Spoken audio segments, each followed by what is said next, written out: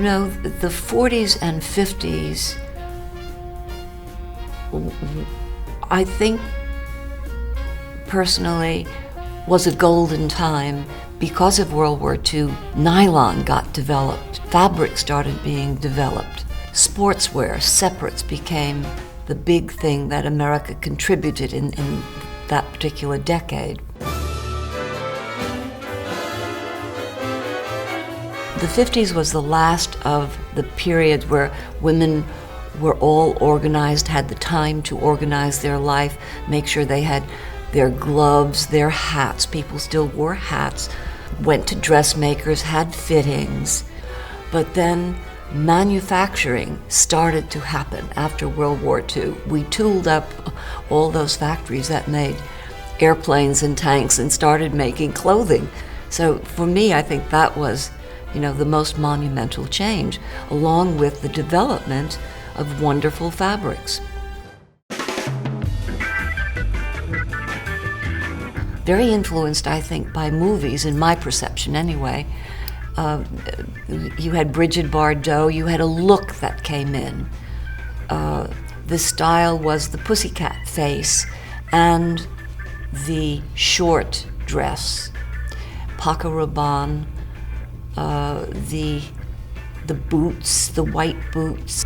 There was a letting go of that rigid haute couture fashion look and feeling.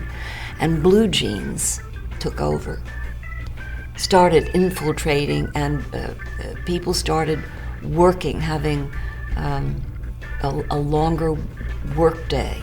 So lifestyle pushes the fashion industry to clothe the way they need to live. Of course, we must speak about the influence of the flower children and the drug generations that just exploded. And the nightclub scene in New York, Studio 54, and all the other places that I don't know, but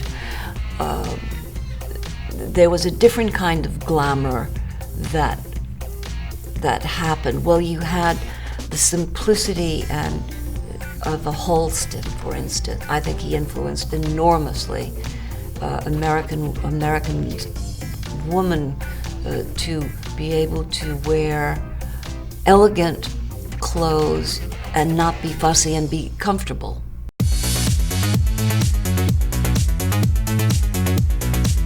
I thought it was just a new vocabulary being developed for the same old job. And I thought some of them were very pretty and elegant, or whatever they had to bring to the workplace. But it's pretty. I don't care, a rose is a rose, but by any other name, it looks the same, it smells, you know, delicious, or it doesn't. I met her in the Gray Bar building at Vogue Studios. Up close, she's what every woman wanted to look like.